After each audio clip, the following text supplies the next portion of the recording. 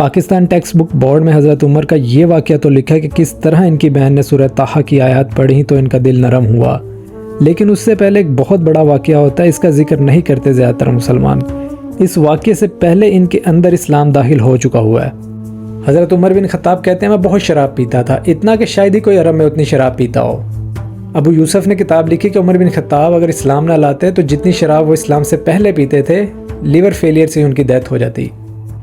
اسلام نے کتنا عروج دیا ہے کہ آج عمر بن خطاب دنیا کے سب سے بڑے لیڈر ہیں۔ کریج تو تھا ہی ان میں، مگر کس طرح اسلام نے اس چیز کو چینل کیا۔ کہتے اتنی شراب پیتا کہ شاید ہی کوئی عرب میں اتنی شراب پیتا۔ ایک دن میں شراب پینے گیا شراب خانے میں تو کسی وجہ سے شراب خانہ بند تھا۔ کہتے یہ پہلی دفعہ ہوا تھا، اس کا مطلب ابھی نشے میں نہیں تھے، وہ شراب نہیں پی تھی، پینے گئے تھے لیکن ملی نہیں۔ کہتے میں نے سوچا آج تو شراب خانہ بند ہے تو کیا کروں۔ کہتے یہ اللہ کی طرف سے واقعہ ہونا تھا۔ کہتے میں نے سوچا چلو کعبے جا کر عبادت کر لوں۔ کعبے میں بت پڑے تھے، اس وقت مسلمان نہیں تھے ہوئے، وہ رات کا ٹائم تھا، کعبے میں کوئی بھی نہیں تھا۔ حضرت عمر بن خطاب کہتے ایک بندہ کھڑا ہوا تھا اور وہ عبادت کر رہا تھا۔ کہتے میں نے دور سے دیکھا تو پتہ نہیں چلا کون ہے۔ کہتے میں تھوڑا سا آگے آیا تو دیکھا یہ تو محمد ہے، اور ابھی تک وہ نبی صلی اللہ علیہ وسلم کے شدید دشمن ہے۔ کہتے مجھے تجسس ہوا کہ یہ شخص کیا پڑھتا ہے، مجھے سننا ہے اس کو۔ لوگ پاگل ہو جاتے ہیں، انہیں جادوگر کہتے ہیں، اتنا پیار کرتے ہیں۔ کہتے میں نے کعبے کے لحاف میں چھپا لیا خود کو اور سرکتا میں نبی اکرم صلی اللہ علیہ وسلم کے سامنے آ گیا۔ کہتے میں لحاف کے پیچھے کھڑا انہیں سن رہا ہوں، لیکن انہیں نہیں پتا کہ میں وہاں ہوں۔ اور حضرت عمر نے غور سے سننا شروع کر دیا کہ محمد صلی اللہ علیہ وسلم کیا کہہ رہے ہیں۔ اب اللہ کو پتا ہے کہ نیچے واقعہ کیا ہو رہا ہے، اور نبی صلی اللہ علیہ وسلم نے سورہ حاقہ شروع کی۔ مودودی صاحب نے کہا ہے کہ سورہ حاقہ اس وقت نازل ہوئی ہے۔ نبی اکرم صلی اللہ علیہ وسلم نے پڑھنا شروع کر دی۔ حضرت عمر رضی اللہ عنہ نے کہا کیا ردھم ہے، ردھم کا مطلب کیا میزان ہے اس پورے شعر کا جو نبی اکرم صلی اللہ علیہ وسلم پڑھ رہے تھے۔ کہتے واقعی لوگ پھر اسی لیے محبت کرتے ہیں محمد سے کہ کیا شاعر ہے۔ ابھی انہوں نے الفاظ کہے تھے اور اسی ٹائم اللہ کی آیت آ گئی، کسی شک میں نہ رہنا، کسی شاعر کا کلام نہیں ہے یہ۔ اب یہاں اللہ تعالیٰ خود حضرت عمر سے بات کر رہے ہیں۔ حضرت عمر کہتے میں ایک دم پریشان ہو گیا کہ اس کو کیسے پتا چلا کہ میں کیا بات کر رہا ہوں۔ کہتے میرے تو صرف دل میں بات آئی تھی، میں تو منہ سے بھی نہیں بولا۔ کہتے میں شوق میں چلا گیا اور اپنے آپ کو جسٹیفائی کرنا شروع کر دیا، یہ کیسے ہو سکتا ہے۔ کہتے میں نے ہر چیز سوچی کہ کیسے محمد کو پتہ چل سکتا ہے، اور پھر کہتے میں نے کہا اس کا مطلب شاعر نہیں ہے، یہ کہان ہے، کیونکہ کہانوں کو پتہ ہوتا ہے اندر وسوسہ کیسے ڈالتے ہیں، انہیں پتہ ہوتا ہے اندر کیا چل رہا ہے۔ پھر اللہ نے آیت نازل کی، تو کیا سوچ رہا ہے، شاعر کا کلام ہے تو یہ شاعر کا کلام نہیں ہے۔ اب کیا سوچ رہا ہے کہ یہ کہان کا کلام ہے تو یہ کہان کا کلام بھی نہیں ہے۔ پھر حضرت عمر کہتے جب یہ واقعہ ہوا ہے میں اس وقت اپنے ہوش کھو بیٹھا۔ یاد رکھیے گا حضرت عمر شراب پینے نکلے ہیں، اسلام میں نہیں آئے ابھی، اور ہوش میں ہیں، ابھی شراب خانہ بند ہے۔ کہتے جب یہ واقعہ ہوا میں نے کیا نقصان پہنچانا تھا محمد صلی اللہ علیہ وسلم کو، میں ڈر کے واپس سرکہ اور کعبے کے پیچھے آیا، لحاف سے نکلا اور دوڑ لگا دی۔ یہ حضرت عمر بن خطاب کا اسلام کا اصل میں واقعہ ہے۔ پاکستان میں یہ واقعہ پتہ کیوں نہیں بتایا جاتا، کیونکہ یہ جب شراب کا لفظ لکھا جاتا ہے تو یہ شودر کنورٹڈ مسلمان کی نفسیات ہی کام ایسے کرتی ہے، انہیں لگتا ہے کہ عوام شراب پینا شروع کر دے گی۔ عرب کس طرح کھل کے بیان کرتا ہے، حضرت عمر اپنا ہی واقعہ کھل کے بیان کر رہے ہیں۔ عام بندہ سوچتا ہے سورہ طٰہٰ پڑھی ان کی بہن نے، لیکن ہم پڑھ کے تھک گئے، ہمیں کیوں سمجھ نہیں آ رہی۔ آپ پورا کانٹیکسٹ بتائیں گے تو پتہ چلے گا سورہ طٰہٰ کا اثر کیسے ہوا۔ اس کے کچھ ٹائم کے بعد کا واقعہ کہ حضرت عمر رضی اللہ عنہ اپنی بہن کے گھر کے باہر کھڑے تھے اور کچھ اندر سے پڑھنے کی آوازیں آ رہی تھیں۔ اندر گئے تو پوچھا یہ کیا کر رہے ہو، وہاں پہ ان کے بہنوئی بھی موجود تھے، تو بہن نے بتایا ہم قرآن پاک کی تلاوت کر رہے ہیں۔ تو حضرت عمر طیش میں آ گئے کہ تم لوگ ایمان لے آئے ہو۔ اسی دوران اپنے بہنوئی کو مارا اور اپنی بہن پہ بھی ہاتھ اٹھایا۔ کچھ دیر بعد جب غصہ ٹھنڈا ہوا تو پوچھا بتاؤ تو کیا پڑھ رہے تھے۔ تب قرآن کی آیات پڑھ کر سنائی انہیں، تو سن کر دل نرم ہوا اور کہا مجھے نبی پاک صلی اللہ علیہ وسلم کے پاس لے جاؤ۔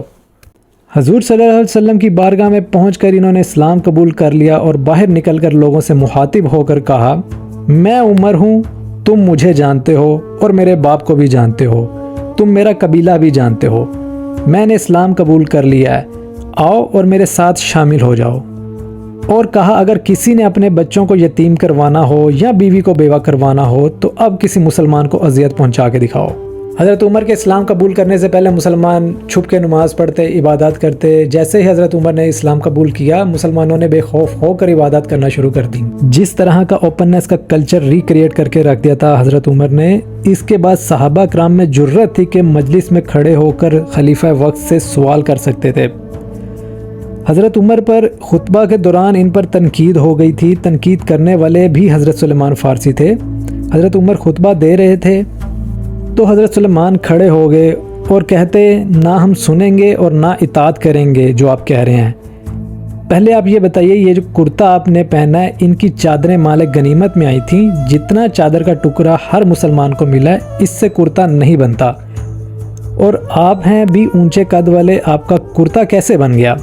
حضرت عمر رضی اللہ عنہ کے بیٹے عبداللہ بن عمر وہاں پر موجود تھے، تو آپ نے فرمایا عبداللہ تم وضاحت کر دو۔ حضرت عبداللہ کھڑے ہو کر کہتے نہ میرا کرتا بن رہا تھا نہ ابا جان کا، میں نے اپنے حصے کی چادر ابا جان کو دے دی۔ اس کے بعد حضرت سلیمان فارسی نے کہا اب آپ جو کہیں گے وہ ہم سنیں گے بھی اور اطاعت بھی کریں گے۔ یہ جرأت، یہ کریج کہاں سے آیا تھا ان لوگوں میں؟ یہ اوپننس اس کلچر میں کیوں تھی؟ ہمارے اندر کیوں نہیں ہے؟ ہم آج اپنے باپ بھائی سے بات کرنے سے ڈرتے ہیں اگر انہوں نے کوئی 2 نمبری کی ہو۔ ایک بدو عورت نے حضرت عمر بن خطاب سے کہا کہ یہ جو آیات کی تفسیر آپ نے پڑھی اس کا مطلب کچھ اور ہے، تو عمر بن خطاب رضی اللہ عنہ نے کہا یہ بدو عورت مجھ سے زیادہ قرآن جانتی ہے۔ یہ نہیں ہوا کہ حضرت عمر نے کہا تم بتاؤ گی مجھے کہ قرآن کیا ہے، کیا تم مجھ سے زیادہ جانتی ہے؟ یہ تھا اوپننس کا لیول اس دور میں۔ حضرت عمر رضی اللہ عنہ کے دور خلافہ میں ایک سفیر آیا تھا ایران کا، اس نے پوچھا تمہارا بادشاہ کہاں ہے؟ اسے جواب ملا ہمارا کوئی بادشاہ نہیں ہے، ہمارا ایک امیر ہے۔ تو اس نے پوچھا بھائی وہ کہاں ہے؟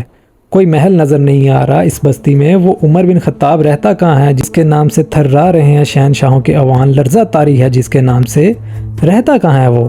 بتایا گیا بیت المال کے کچھ اونٹ گم گئے تھے، ہمارا خلیفہ انہیں تلاش کرنے نکلا ہوا ہے۔ وہ وہاں سے کسی شخص کو اپنے ساتھ لے کر گیا تاکہ پہچان تو سکے، تو دیکھا کہ تھک گئے تھے حضرت عمر فاروق، تو ایک جھاڑی کے سائے میں آرام کر رہے تھے۔ اس سفیر نے پاس آ کر کہا اے عمر تم انصاف کرتے ہو لہٰذا تمہیں کوئی خوف نہیں ہے، ہمارے بادشاہ ظلم کرتے ہیں اس لیے ان کی جان کانپتی رہتی ہے، اونچی اونچی دیواروں کے پیچھے بھی لرز رہے ہوتے ہیں، انہیں باڈی گارڈز کی ضرورت ہوتی ہے اور تم یہاں اکیلے بیٹھے ہو۔ مسلمانوں نے بیت المقدس کی چابیاں لینی تھی یہودیوں سے، تو یہودیوں نے کہا اپنے خلیفہ وقت کو بلاؤ۔ اپنے ہی دور میں اتنے بڑے خلیفہ صرف ایک اونٹ اور ایک خادم لے کر نکلے ہیں۔ تقریباً 700 میل کا سفر ہے، کوئی ذاتی سفر نہیں تھا، سرکاری سفر تھا، پروٹوکول لے سکتے تھے، پھر بھی صرف ایک اونٹ اور ایک خادم ساتھ لیا تاکہ خزانے پر بوجھ نہ پڑے۔ اگر پروٹوکول لیتے اور لوگ لیتے ساتھ تو کافی خرچہ ہو جاتا راستے میں۔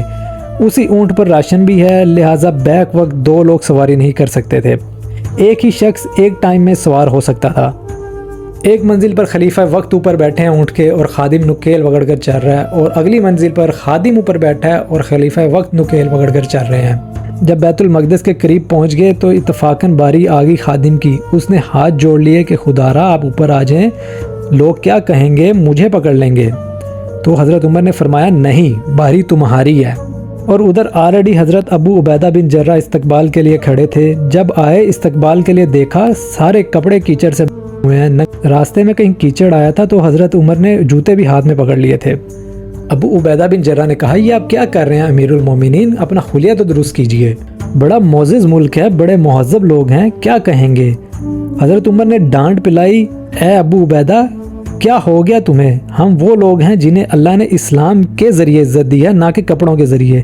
ان سب میں کمال حضرت عمر رضی اللہ عنہ کا بھی نہیں ہے، کمال ہے نبی رسول اللہ صلی اللہ علیہ وآلہ وسلم کا، کیونکہ درخت اپنے پھل سے پہچانا جاتا ہے۔ حضرت عمر اسی درخت کا پھل ہے، حضرت ابوبکر صدیق علی اسی درخت کا پھل ہیں۔